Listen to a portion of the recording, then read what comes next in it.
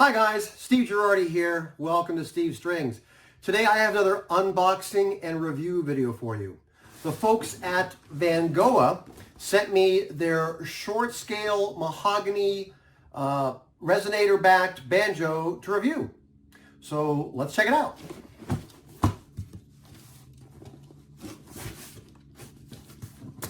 Alrighty. Now, a while ago, I reviewed their sort of longer scale banjo, so I've been looking forward to checking out this shorter scaled resonator banjo. And I can see it comes with a banjo in a case and a little goodie bag. And we can go ahead and look at that goodie bag later. Let's start off by taking a look at the case here. Again, you can see here that is a case that plainly fits this instrument. Two shoulder straps that I like. All right, it has not just a plain handle there, but a padded handle, which is quite substantial.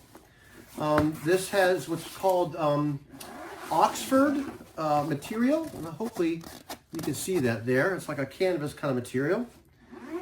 And the padding is reported as being 10 millimeters thick. And hopefully you can see here that on the inside, it's got that smoother finish, or texture rather, and also it has the thicker material here where the headstock and tuning machines would rub on it. But you can see it obviously fits in there quite well.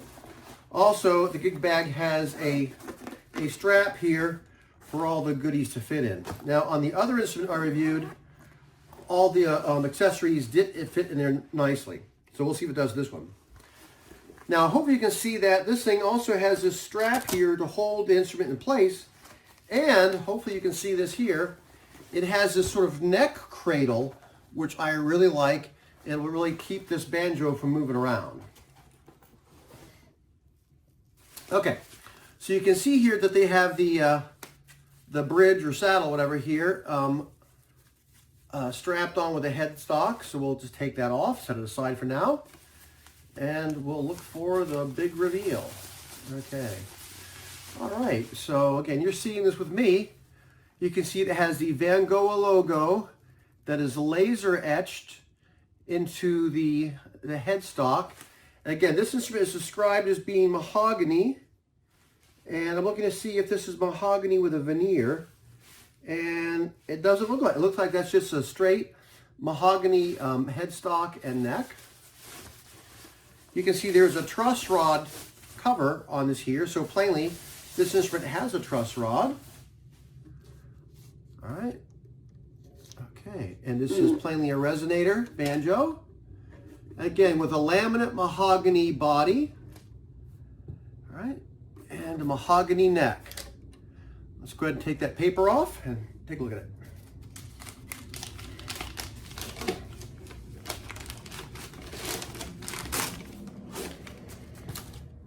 Okay, something that's important that comes with this is this thing has this little template that comes with it that is used for aligning the bridge. Basically what you do is you bring the string tension down so you can get the bridge under here, and you put the guide right down here at the end of the nut, and then you position this right under there. Right. Well, let's get that guide out for now. All right, and there it is. All right, let's quickly kind of go over this instrument. Again, it has this mahogany headstock, which I think has a nice color to it. I rather like that. Closed gear tuners. The nomenclature describes those as being 18:1 gear ratio. And there's a bit of a flame going on there. You can see, or stripe, I should say, in the headstock. All right. The fretboard on this is described in the nomenclature as being purple heart. Now, I've seen other purple heart, and it usually looks more purple than this. This one here looks sort of more brownish, but it's described as purple heart. You can see that this fretboard is bound with this white or maybe ivory colored ABS binding, and does have position markers on the side as well as on the face. The fifth string here is reported as being a 14:1 gear ratio. You can see this has a chrome plated tone ring with a Remo sound head with sort of a faux like calfskin kind have a look to it there. Again, it does have binding here on the body of this. And again, that is a closed back resonator. Here you can take a look at the tail piece. All right. And let's see, taking a look at this here. Okay. Now I was just looking to see if any of these, the hardware on this is loose, and they apparently are not loose. I'm looking to see if this thing has any strap buttons. It does. It has a strap button right here. And typically folks will then basically attach the strap to the tone ring there. So before I go ahead and put the bridge on this and tune it up, let's go ahead and check out the accessories that come with this. Okay, so here's the accessories bag. And this is a very brightly colored bag. And to start off with, you can see it has a Vangoa branded tuner. It has a wrench for adjusting the hardware, as well as an Allen wrench or Allen key for adjusting the truss rod. This also has a plastic thumb pick and 2 steel finger picks if you play like Scruggs style banjo. Oh, it also comes with another plastic thumb pick and 2 additional plastic finger picks. All right. It comes with a spare set of Vangoa branded strings, and this is a 5-string set. I'm not sure which scale this is designed for, but I'll go ahead and put that up there for you so you can see the gauges that come in this string set. All right.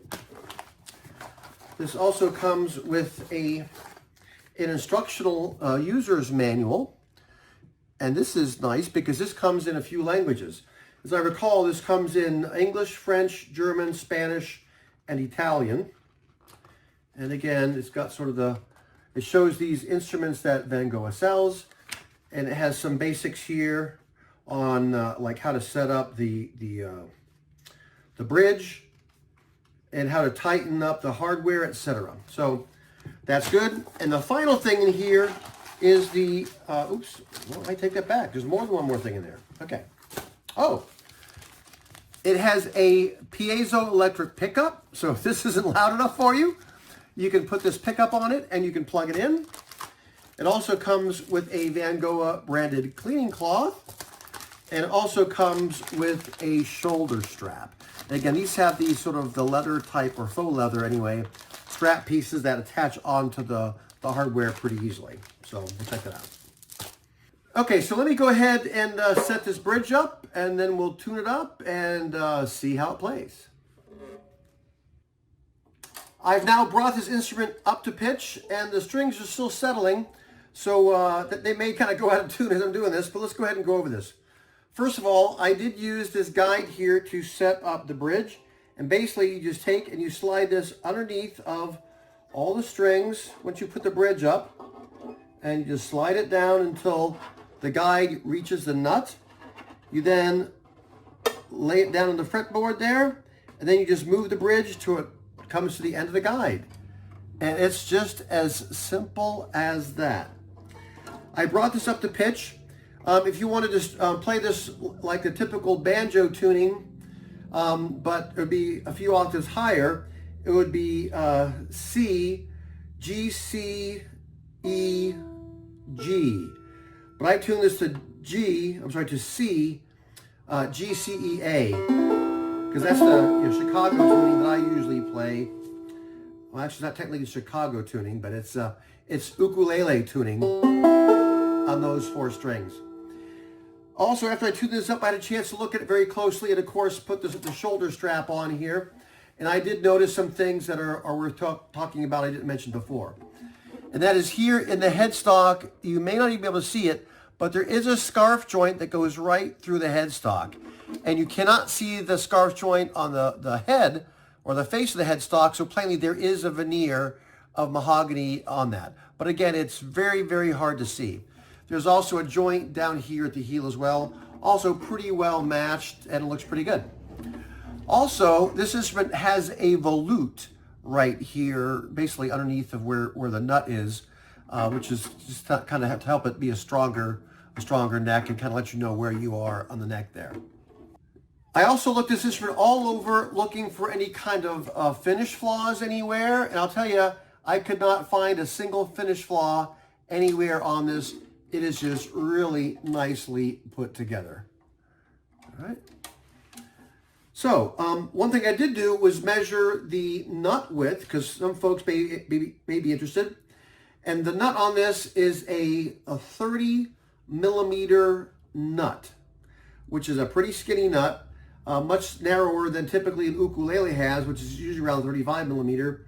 But this is in keeping with other like banjo type instruments. For example, I have a tenor guitar, which has a similar neck to a tenor banjo, and it also has a 30 millimeter nut. So this is thinner or narrower nut than you may be used to if you've been working with an ukulele, but it's certainly in the range you typically would see in banjos and other instruments. Other thing I did was break out my string action guide here and measure the action. Oh, here it is. And it has a very, very low action, and I'm not sure, hopefully you can see that there. It is a very, very low action. And so on the 5th string here at the 12th fret, the action looks to be just about 1 millimeter. And on the 4th string, it looks like it's about 1.75 millimeters. And looks like it's about the same for the rest of those. Yeah, about 1.75, 2 millimeters, somewhere in there. So it's a very, very low action. So let's go ahead and see what this sounds like.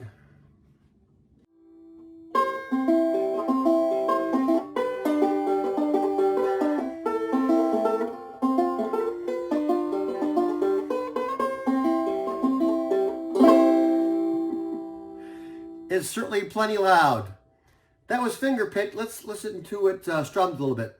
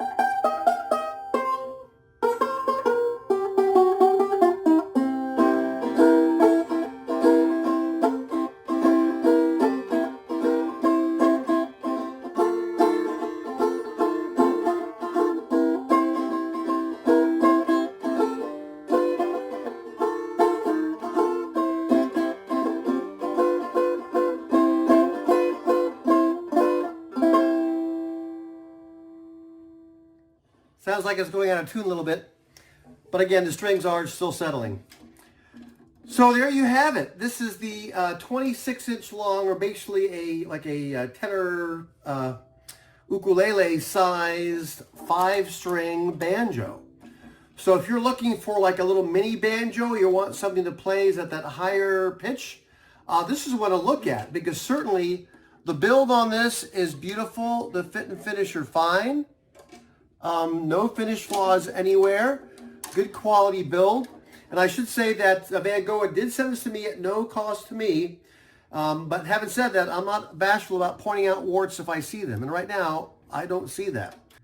I hope you found today's review of this Vangoa 26-inch long mahogany banjo helpful. If you did, please give a thumbs up. If you'd like to see more of the instruments that I review, as well as the instruments that I build, please subscribe. Thanks for watching.